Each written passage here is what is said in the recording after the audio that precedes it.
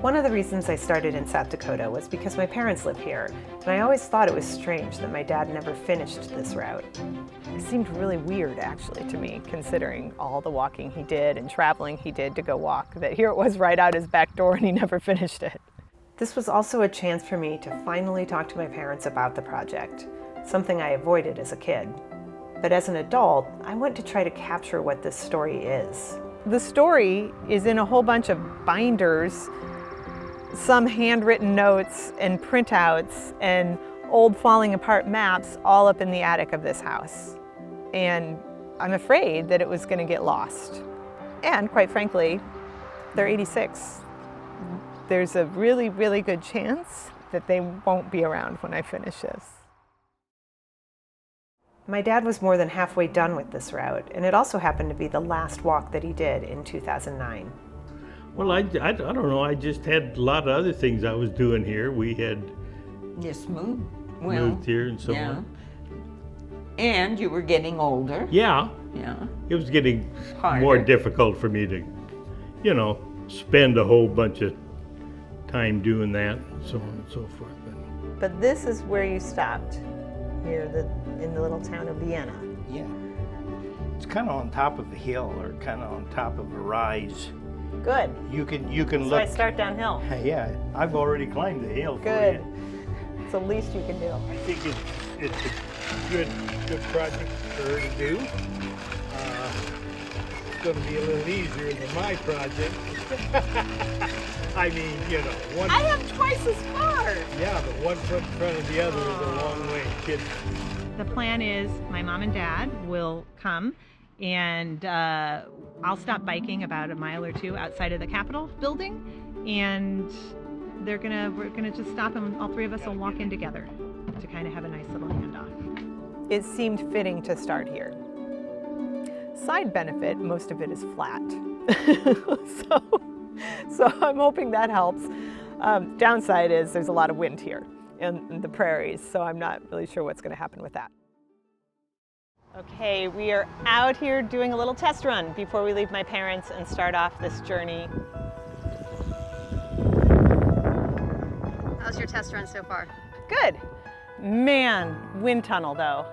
It's not a super hard wind to ride against, but it's so loud, but it just feels good to move legs. And honestly, what feels good is we've been sitting here talking about this all for like 4 days, it feels like, and so much nervous energy, and it just feels good to be on a bike now and like pedal. This was also a test run for how logistics would work. The logistics of this is still pretty real. Yes, there are times where I can bike pack, and I probably will, where I'll just go off on my own.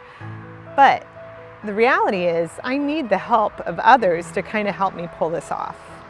From the planning to, picking up, to moving the bike around, to just everything, right? Like safety, and that piece scares me because I don't know who I'm going to get to help me. My dad had my mom as his logistics, and thankfully, on this first leg of my quest, I have my friend Michaela, who is also serving as my videographer. We got Michaela here. This is her test run. Her test run at being logistics slightly. Even more importantly, it's her test run at driving. Oh yeah. So Michaela, my New Yorker, has a driver's license, which is actually kind of rare for a New Yorker. Well, I grew up in Jersey. Yes, she grew up in Jersey. She has a license, but she doesn't have to drive that often. So I am making her drive out here on these back roads to be my logistics and also do some filming and so on and just be support. So we're giving that a test run too, because why not? After our successful test runs, the day was finally here. Yeah, so we're ready. We're at this point. My dad was here back in 2009 walking on this road. I think I have about 37 or so miles to go today. You can see it is overcast, which is nice because it's actually kind of cool. There's a breeze. It all begins. This is my view. This, my friends, is classic United States prairie land. I am more than halfway done for the day, and it's been going pretty well. The only real hard part, I guess, is that it's all gravel roads, and I wasn't expecting gravel roads, but the good thing is there's no one out here. Zero. No one. It's me and birds and little tiny frogs that I've seen on the road. Little things excite you out here. Holy buckets, that's behind me. I have like 2 more miles. Okay, Michaela made a good call. She came back for me. Woo! Yeah, this is scary. Now that's a storm. Isn't that beautiful? Yeah, I'm not driving in that. You're not driving. Okay, you put your foot down. That's fine. Michaela was the queen of logistics today. She got a kid's meal at Burger King. Oh, she did awesome. Okay, back out to where we started. Sky looks totally different today. Not a cloud in the sky. And yes, you can see all that sun. Around 40 miles today. Gonna try to get it jammed out and get back in the cool. It's supposed to be around 100 degrees today. So let's see how this goes. We got a pretty straight track, asphalt to begin with, yay. And only a couple turns today. All we do is head straight west.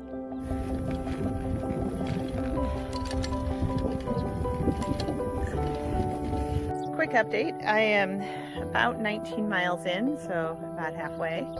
My butt hurts. But other than that, doing pretty good. Hot, I mean, I'm really sweaty. Sun is behind me, thank goodness. Oh, I am back on gravel again for the last, I don't know, 5 to 7 miles, which is rough at this point. Very rough. But Michaela, logistics queen, told me that there's a Dairy Queen in 10 miles. So that has given me a renewed sense of energy. Okay, we are starting on a bike path. That's pretty exciting because we are out in very rural area, South Dakota, and have a bike path. Look at this. Yeah. It actually just goes between these 2 towns. It's not far, but it's a lovely way to start. So I'm enjoying it.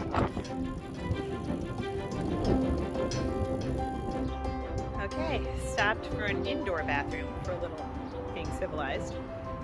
Plus this is really kind of the only town in between here and where I'm ending to even have a bathroom. I have about 15 miles to go. This is about where I start to poop out, and we'll keep going and see how far I make it. The wind is getting much worse and the traffic is getting worse, so we'll see. Well, it's the days you think are going to be the worst end up kind of okay. I see Michaela up ahead, I believe, which is my stopping point. And I did about 7 or so miles beyond what I thought I was gonna do. Okay, Michaela, how is it just like going 5 miles ahead and waiting for me all the time? It's good, you know, we're in the middle of nowhere yet. There's so much to capture. So it's a great opportunity to get B-roll of, you know, what this all looks like. You do make it look good in your pictures. Okay, day 4. This is the day I'm supposed to be finishing in Pierre, but I don't know. We've got some pretty difficult situations, which is really gusty wind and like it's supposed to be up to 40 miles an hour. So I'm going to see how many miles I can get in right now this morning. So that's problem 1. Problem 2, we're on a really big main highway and lots of trucks, and in about 3 miles the shoulder runs out. So that has me really concerned. So I think I'm going to have to go out of my way out on gravel roads and try to figure out different options because it just does not seem safe, especially with the gusty wind. So we may not make it into Pierre today, and I'm just going to have to be okay with that. There's always tomorrow. Okay, little update. Stop. Thank God for Michaela and the logistics queen, because she goes up a few miles ahead and stops and makes sure I'm okay and makes sure that roads are open and all that jazz. So that's been crucial.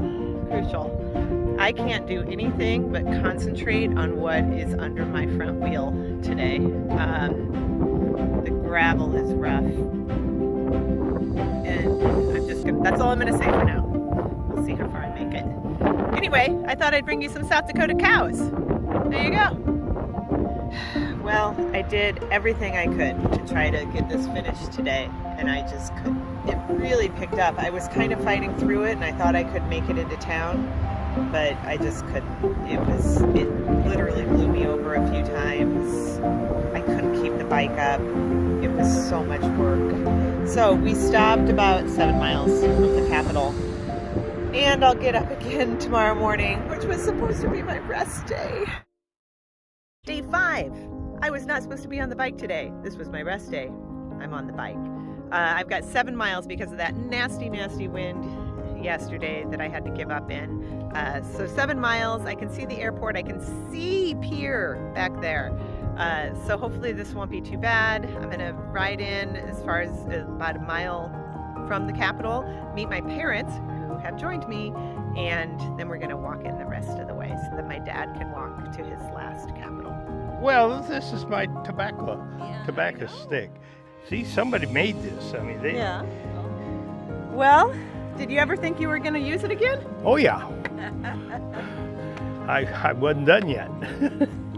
Okay, so I'm off the bike, walking it, not because I'm injured, but because I picked up my dad and my mother, who are now walking with me. So this was a way for my dad to finish his last capital walk into Pierre, and I thought that that the three of us could just walk in together. Look at that. Huh. Do you have a ritual or anything, Dad? Yeah. No. Nope. There he goes. Ready here? The first one. I'm gonna have to do it this way, I think. Haha! Look at that. How's it feel to be done with your first capital? Good. A lot of questions have been answered in my head. Mainly, can I do it? So that's a good one. So in that case, it was a great test run. It was a great first capital. It was really nice to have my parents here and be able to let my dad walk into his last capital. I feel like it brought an ending that apparently I needed. He didn't care either way. But it was an important ending for me. Yeah, it feels really good.